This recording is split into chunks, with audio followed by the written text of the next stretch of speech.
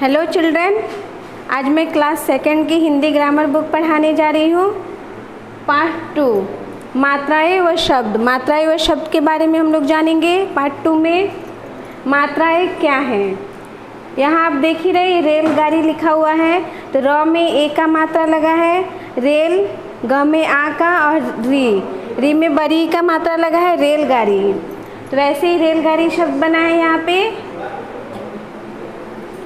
बच्चों, यहाँ रेलगाड़ी शब्द रे जोड़ ला जोड़ गा जोड़ री को जोड़ कर बना है।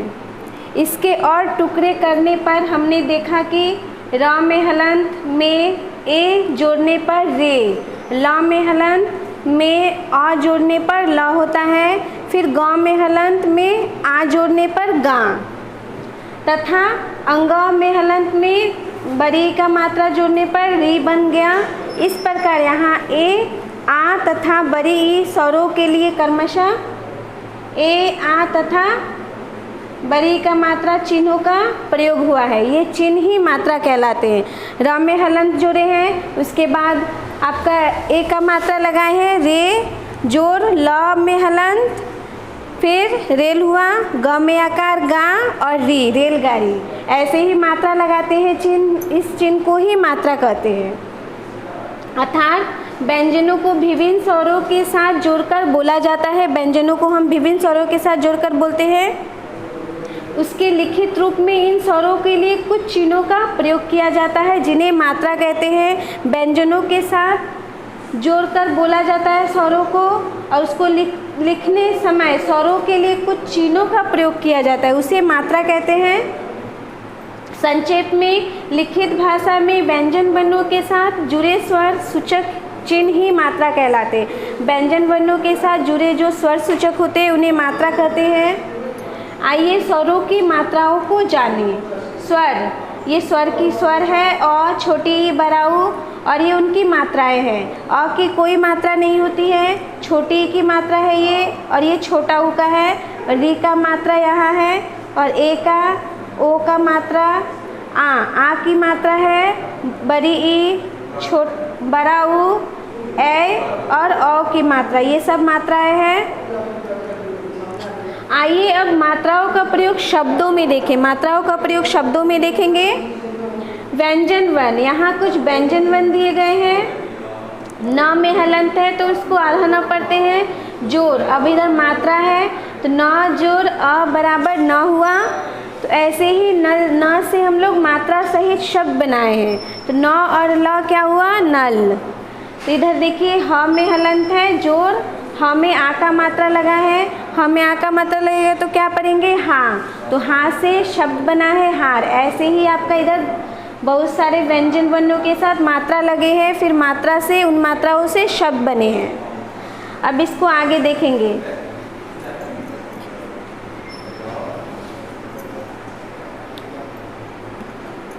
ध्यान दीजिए, इन मात्राओं के अतिरिक्त भाषा में 4 और ध्वनि चिन्हों का प्रयोग होता है। मात्राओं के अतिरिक्त 4 ध्वनियों का प्रयोग होता है। अनुस्वार, अनुस्वार का मात्रा ऐसे होता है, अनुनासिक, विसर्ग, अर्धचंद्र, ये सब ध्वनि चिन्ह है। ये 4 ध्वनि चिन्ह होते हैं। अनुस्वार, इसे वन के ऊपर बिंदु के रूप में लिखा जाता है। जैसे क में अनुस्वार लगा है और सौ है, इसको क्या पढ़ेंगे, कंस। ह में अनुस्वार की मात्रा है और सौ है, हंस पढ़ेंगे। बंदर आदि। अब अनुनासिक को देखेंगे। अनुनासिक का चिन्ह कैसे होता है, तो अनुनासिक को हम लोग चंद्र बिंदु कहते हैं। ये भी वन के ऊपर ही लगता है चंद्र बिंदु। इसे वन के ऊपर चंद्र बिंदु के रूप में लिखा जाता है। जैसे में देखिए, ह में ऊपर चंद्र बिंदु लगा है और सौ है, हस, इसको क्या पढ़ेंगे, हस पढ़ेंगे।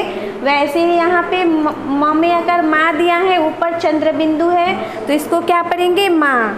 और चांद आदि। अब विसर्ग को देखेंगे। विसर्ग क्या है, विसर्ग संस्कृत भाषा की ध्वनि है। विसर्ग संस्कृत भाषा की ध्वनि है। विसर्ग को वन के बाद 2 खड़े बिंदुओं, ऐसे 2 खड़े बिंदुओं में लिखा जाता है। जैसे अ और त है, इसमें विसर्ग लगा दिए तो इसको हम लोग क्या पढ़ेंगे, अतः पढ़ेंगे। प्रातः में विसर्ग का बिंदु लगाए, 2 खड़े बिंदु, तो इसको हम लोग प्रातः पढ़ेंगे। पुनः में विसर्ग लगाए हैं, पुनः पढ़ेंगे आदि। ऐसे ही विसर्ग के बिंदु हम लोग लगाते हैं, वन के बाद 2 खड़े बिंदु लगाते हैं, उसे विसर्ग कहते हैं। अर्धचंद्र को देखेंगे, अर्धचंद्र यानी आधा चांद, उसमें बिंदु नहीं रहेगा। इसका प्रयोग अंग्रेजी भाषा से आए शब्दों के साथ होता है।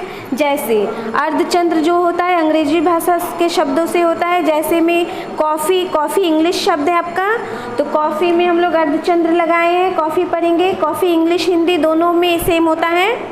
वैसे ही डॉक्टर को भी हिंदी इंग्लिश में दोनों सेम है, तो डॉक्टर पढ़ेंगे। कॉलेज आदि ये सब अर्धचंद्र लगाए हुए शब्द हैं। आइए अब जाने की मात्राओं को हम किस किस तरह से लगा सकते हैं, किस किस तरह से मात्राओं को हम लोग लगा सकते हैं। वन से पहले वाले मात्रा को देखेंगे। ये देखिए वन से पहले ये किस चीज़ का पिक्चर है, खिड़की का पिक्चर है। तो ख के पहले जो मात्रा लगा है ये किसका मात्रा है, छोटी ई का मात्रा, ये वन से पहले लगा है। की खिड़की। अब ये रॉ है, रॉ में भी वन के पहले मात्रा लगा है, रिबन। अब वन के बाद वाले मात्रा को देखेंगे, वन के बाद तो ये आ है, ये क्या है, भाला का चित्र है और ये माला का चित्र है। भ में आकार लगा है, आ का मात्रा, तो ये वन के बाद लगा है। भ में आकार भा, ल में आकार ला, भाला। फिर म है, म में वन के बाद लगा है मात्रा, म में आकार मा, ल में आकार ला। ऐसे यहाँ पे बरी का मात्रा भी है, लीची, तो ल में बरी का मात्रा वन के बाद लगा है, चौ में भी वन के बाद लगा है। अब पीपल में भी वन के बाद बरी का मात्रा लगा है, पल, पीपल। अब आगे देखेंगे वन के नीचे की मात्रा को देखेंगे। वन के नीचे ये क्या है, छोटा ऊ है, ये किसका पिक्चर है, चित्र है कुर्ता का। तो क के नीचे लगा है मात्रा वन, क वन हुआ, और इसके नीचे छोटा ऊ का मात्रा लगा है, तो इसको क्या पढ़ेंगे, कु। र तम्याकार ता, कुर्ता। अब इधर त है, त के नीचे मात्रा लगा है तू, ल सी, तुलसी। अब बराऊ के मात्रा को देखेंगे, ये भी वन के नीचे लगाते हैं। सूरज है ये, तो सौ है, सौ के नीचे मात्रा है बराऊ का, सूरज, सूरज।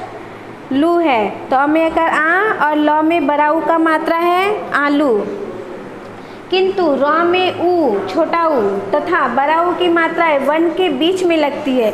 र में हमेशा छोटा ऊ और बराऊ की मात्रा वन के बीच लगती है।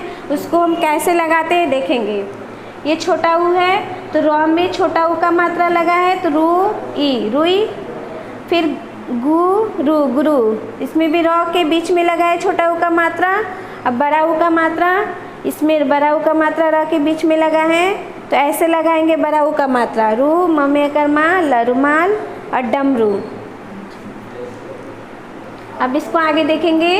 री की मात्रा भी वन के नीचे लगाई जाती है। री की जो मात्रा है उसको भी वन के नीचे लगाते हैं।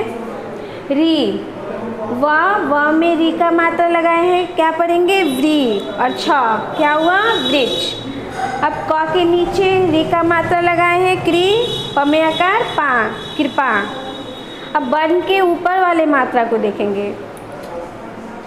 ये ए है, अब म के ऊपर ए का मात्रा लगा है, क्या पढ़ेंगे, मे। और ज, मेज। स के ऊपर भी ए का मात्रा है, से, ठ, सेठ। अब ए का मात्रा भी वन के ऊपर लगाते हैं। म के ऊपर ए का मात्रा लगा है, मैं, न में आकार ना, मैना। थ में ए का मात्रा है, थे, और ल में आकार ला, थैला। अब आगे देखेंगे वन के बाद में वह ऊपर की मात्रा है। वन के बाद वाली और ऊपर वाली मात्रा को देखेंगे। अ है, अ में ओ का मात्रा लगा है, ओ पढ़ेंगे इसको। ये वन के बाद वाली मात्राएं हैं। त में ओ का मात्रा, फिर त में आकार ता, क्या पढ़ेंगे, तोता। अब रोटी है, र में ओ का मात्रा, टी, रोटी। अब औ की मात्रा को देखेंगे। लौकी, लौकी, ल भी वन के बाद वाली मात्रा है, लौकी। खिलौना। अब शब्द को देखेंगे। वन भाषा की सार्थक इकाई नहीं है। वन जो है भाषा की सार्थक इकाई नहीं है। अतः वर्ण हमारे भाव विचारों को प्रकट नहीं कर पाते। इसके लिए हमें कुछ सार्थक वर्ण समूहों का सहारा लेना पड़ता है। वर्ण अपने भाव विचारों को प्रकट नहीं कर पाते, इसके लिए हम लोग कुछ सार्थक समूहों का सहारा लेते हैं। ऐसे वर्ण समूहों को हम शब्द कहते हैं, ऐसे समूह को शब्द कहते हैं। वर्णों को मिलने से शब्द का निर्माण होता है, परंतु हम वर्णों के प्रत्येक समूह को शब्द नहीं कह सकते हैं। हम केवल वर्णों के उसी समूह को शब्द कह सकते हैं जिसका कोई अर्थ निकलता हो। वर्णों के मिलने से शब्द का निर्माण होता है, इसलिए परंतु हम वर्णों के प्रत्येक समूह को शब्द नहीं कहते। हम उसी समूह को शब्द कह सकते हैं जिसका कोई अर्थ निकलता हो। जिसका कोई अर्थ निकलता हो उसी को हम लोग शब्द कहते हैं। जैसे में देखेंगे, खा जोर आ मिलाकर खा बना है, जोर रा जोर आ, जोर गा जोर ओ, जोर शा जोर आ। तो इन सबको मिलाकर खा रा गो शा खरगोश बना है, तो ये शब्द बने हैं। अब इसको आगे देखेंगे। इसी शब्द को अगर हम गोरखश लिखेंगे तो ये शब्द नहीं कहलाएगा, क्योंकि इसका कोई अर्थ नहीं है। अगर खरगोश को हम लोग गोरखश लिखते हैं तो ये शब्द नहीं कहलाएगा, उसका कोई अर्थ ही नहीं निकलेगा। अगर उसको हम लोग खरगोश लिखेंगे तब वो शब्द कहलाएगा। इस प्रकार दो या दो से अधिक वर्णों के सार्थक समूह को हम लोग शब्द कहते हैं। दो या दो से अधिक वर्णों के सार्थक समूह को शब्द कहते हैं। यह भाषा की सबसे छोटी सार्थक इकाई है, सबसे छोटी सार्थक इकाई है। आइए कुछ और शब्द देखेंगे। ये किसका पिक्चर है? कमल का। कमल कमल, ये अनार का है, अनार। मोरनी, चारपाई, तो ये सब शब्द बने हैं। ये सभी शब्द है क्योंकि इनके निश्चित अर्थ है, इन सब के अर्थ होते हैं। अगर इसको हम लोग मोरनी को रामोनी लिखते तो ये शब्द नहीं बनता, अब मोरनी लिखे तो ये इसका अर्थ है, तो शब्द बना है। अब इसमें कुछ प्रश्न उत्तर है, आप लोग के ग्रुप में भेज दिया जाएगा, आप लोग कंप्लीट कर लीजिएगा। That's it, thank you.